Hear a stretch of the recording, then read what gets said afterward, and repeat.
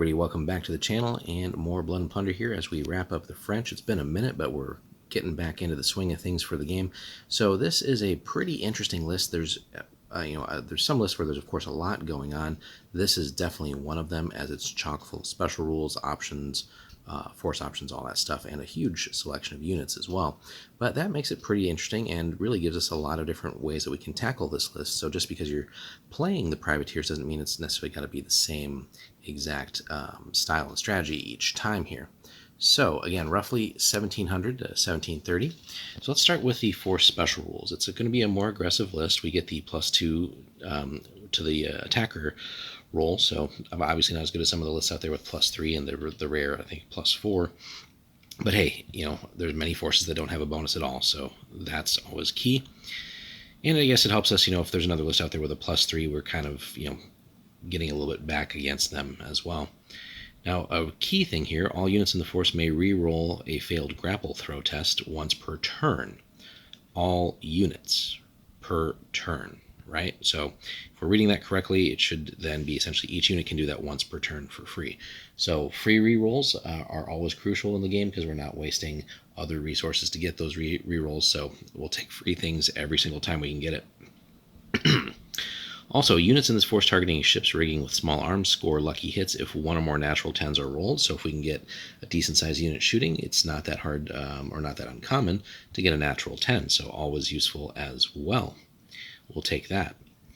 Now we get one final ability here, but this is a once per game, and it's a nice one because it basically gives us a free fortune point for this specific use if you think about it. So we can discard all the activation cards in our hand and replace them with the same number without spending a fortune point. So that just lets us, inevitably we'll have that one turn where the cards in the hand are just not what we need, and rather than burning a fortune point for that, we can save it for something more important, and we'll just use our once per game there. And typically that's, most games you might do that once, or need to do that once. Very rarely, I think, are you needing to pull the trigger on just 2 new hands, but it happens too. But anyway, we get a free one. That's the important point. Now, we are getting 2 core units here, and they're good. Marins and later Flibustiers, nothing to complain about there. The support units is really where the list shines even more, but again, we're almost overburdened for choices in some ways, right? Because we got to take enough of those guys to get into these guys.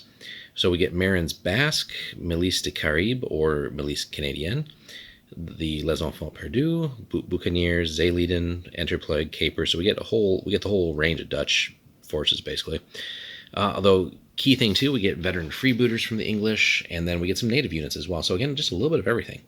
Got the warrior musketeers or braves, but then also African warriors if we wanted to bring them in. So again, huge range of choices, and really it's just going to be a question of what do you want to accomplish with this list. But wait, we'll get into the force options as well. So this is going to be one of those where you really need to sit down and plan what you want to do as opposed to just throwing a quick list together, because you really won't make the list shine with that. We get any of the standard commanders, of course, but then we also have Joseph de Montbeton, Captain Daniel, or René Duguay Truin as the special characters. Now, 3 different force options. If we are taking cannons, they can add grape shot for free, but then that's all they're doing for the rest of the battle. So just something to keep in mind if you're going to commit to the cannon.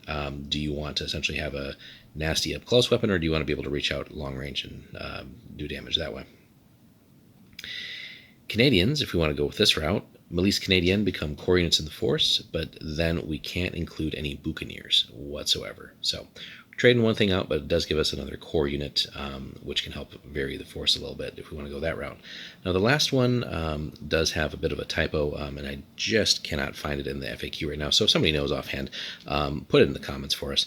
But the Buccaneers list here saying later Flibustiers become core in the force. Well, they already are, so it's got to be something else.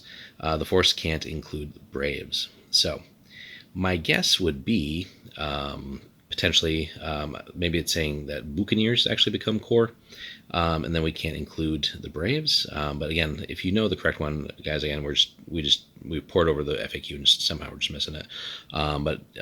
Yeah, put that in the comments for us. But basically, another swap essentially is what we get. So lots of good rules. we get a couple of different ways we can approach the list as far as getting some swaps in there. And that's another fun thing about Blood and Plunder. Just so many different factions, so many different lists, and all the other options that we can bring in here. And then really doing the force options is something we got to consider too with, are we just taking the standard commanders, or do we want to look at what the special characters might also allow us to do in the force and vary things up. So all in all, it's another strong French list. It's just really what approach do we want to take with it. That being said, guys, eager to hear your approaches to the privateers. Which route have you gone and had success with in the past, and at what kind of points level? Hit us up in the comments there and let us know. Do you go vanilla? Do you take a force option? Do you keep it generic for the commanders, or do you go with the named characters?